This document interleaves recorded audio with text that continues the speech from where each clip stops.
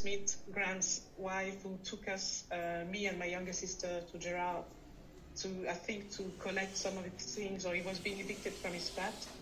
And then, long story short, I became an art historian and curator, and I've done my research on Gerard and George Hallett and other South African artists and contemporary African artists.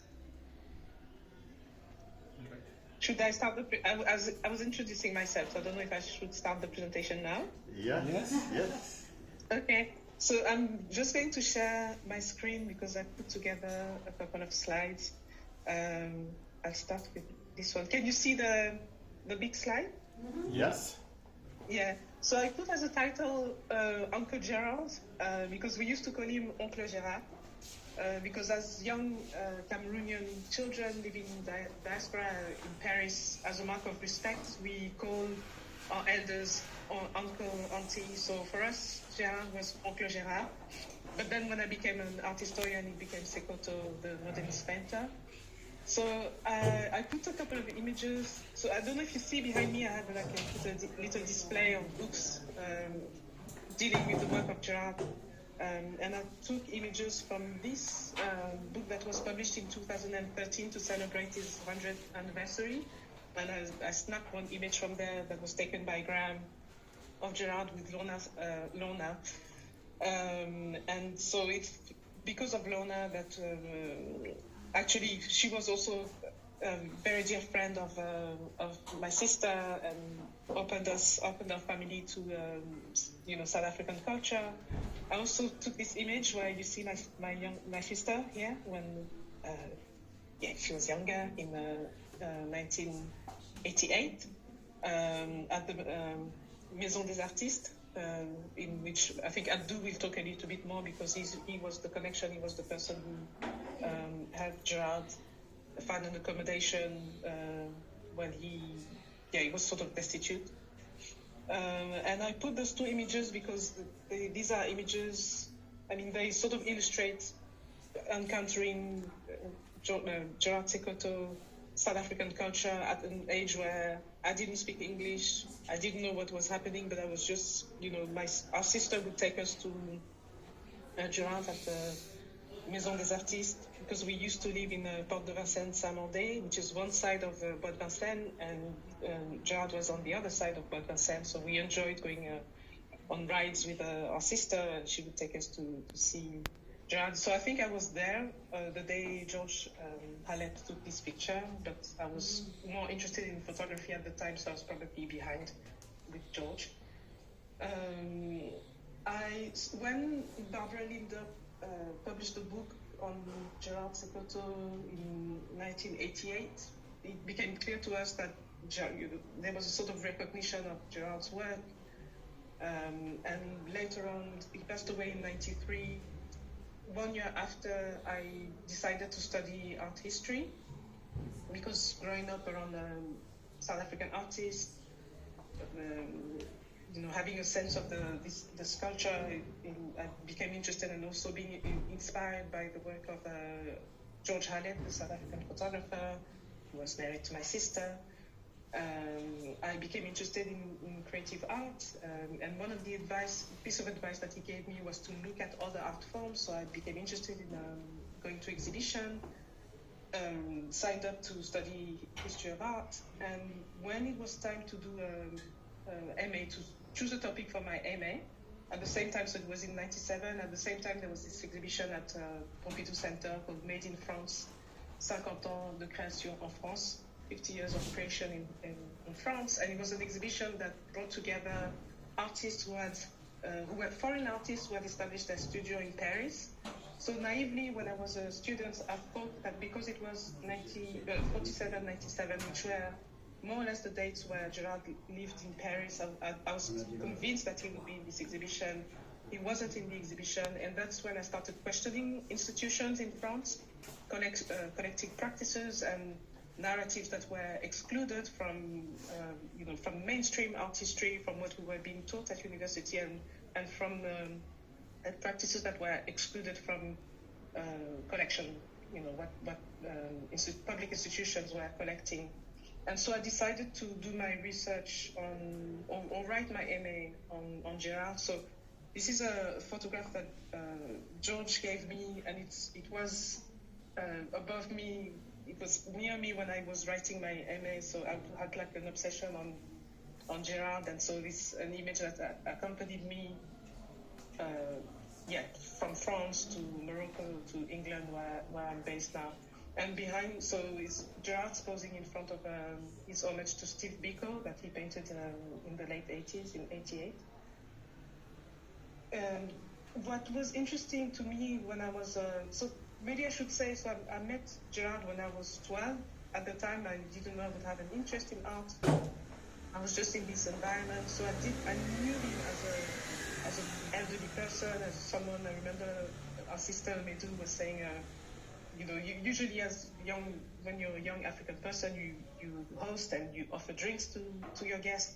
And my sister Medu, I remember her telling me, I said, "Oh, don't give him alcohol because I think those who knew him know why." So I knew him as an elderly person, but then when I started doing my research on his work, I got to know another person. I got to know the artist, and I got to understand the importance of his work. I would say, particularly in terms of black representation, so the fact that he was in the late 30s, so he started painting in South Africa in the late 30s. I'm not going to go through the historical thing. Hopefully, the person from Pompidou Center and the exhibition Paris Noir, which is being prepared, and I've had a contact with Alicia, so I know about this project. But I hope that there will be more recognition and more research on his practice from an historical perspective. But really, the importance of Gerard's work is that he was one of the early black South African or even South African painter who was representing the black body in a noble way, in a dignified way. During apartheid, before apartheid actually, because apartheid was voted in 48, and he was painting, representing the black body at a time where black people were represented as part of the flora and fauna. So if you know a little bit about South African art history, there's a very important tradition of landscape where you see magnificent landscapes and black people as tiny things in the landscape. And so he wasn't the only one, but he was like one of the first to paint black people in a style that Marilyn Martin, who used to be director of the South African National Gallery, called social realism. And I think this image on the left is very important because it's him painting the black community, but it's also about the black community and self-representation, and the fact that it's a street photographer. It's black citizens in, I presume, Johannesburg, Sophiaton, who had agency and who were commissioning a photographer to take their portrait. So this is a very important, it's a small painting, but it's a very important painting historically, because it speaks to how we want to represent ourselves and how this tradition was depicted by South African artists.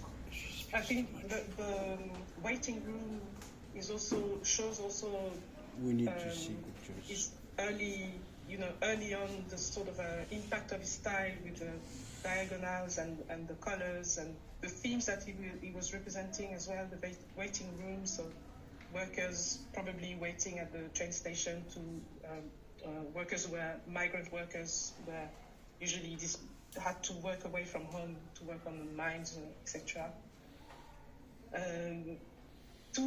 Just put two paintings, one of them very famous, The Song of the Peak, that really shows, for me, it's a sort of a intuition that Gerard had about,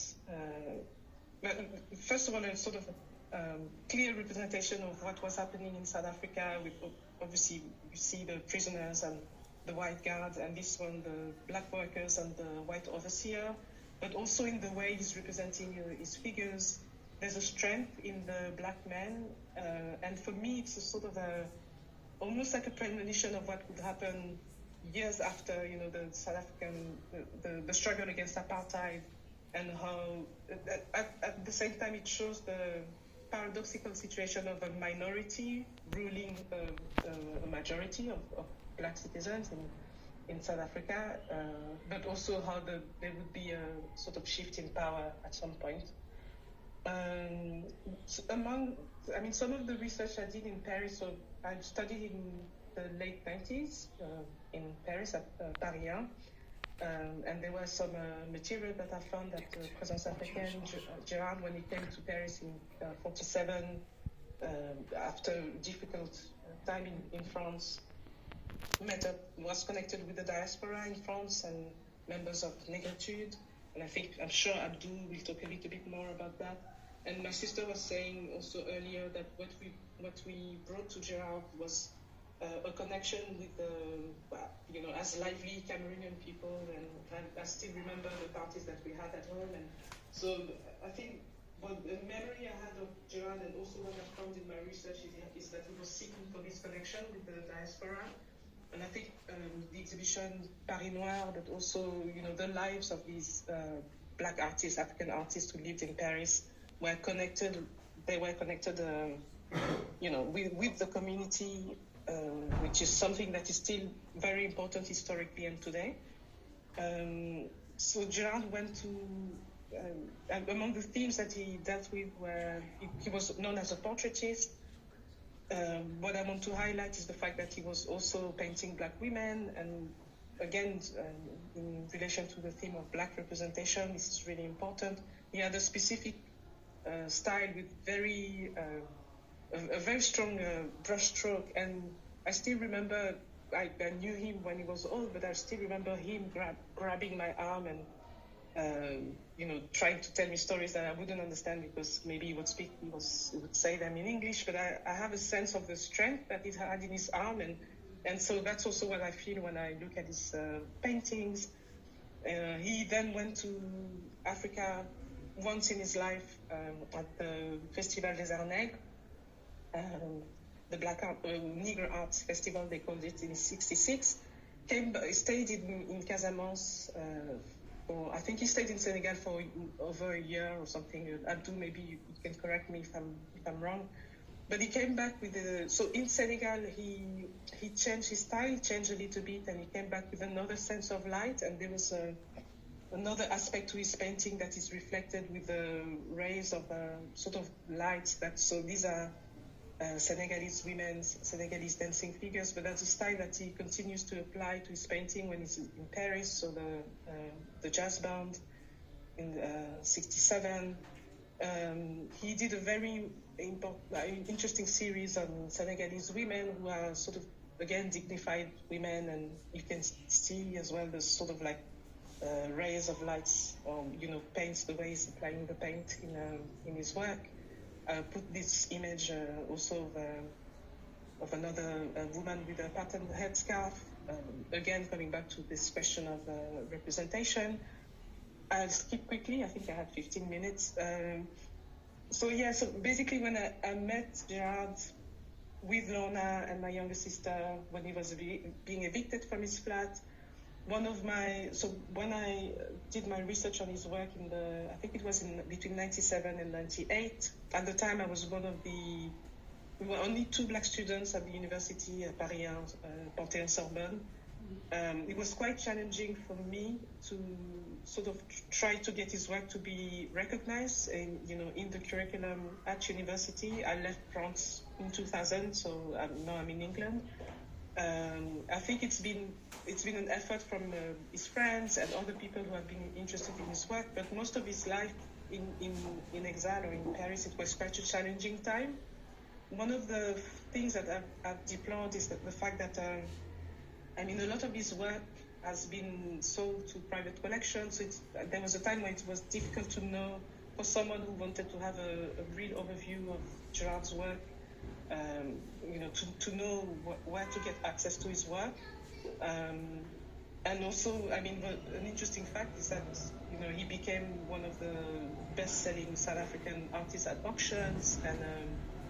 And so, there's been an interest in auctions, but there hasn't been so much interest from French institutions, for instance, where he lived, when he came to exile. So I think that's probably the last image. But I'm just hoping that there would be more recognition for for Gerard, in Paris. I think that's we're getting there, and I'm thankful that I was invited to give this short presentation. There's more that I could say, but I don't want to take too much time. But yeah, that's some aspects of my research on Gerard, and I've contributed to some books, this one, and other essays that I'm happy to share, especially to the person from Pompidou Center when they do their research for the exhibition.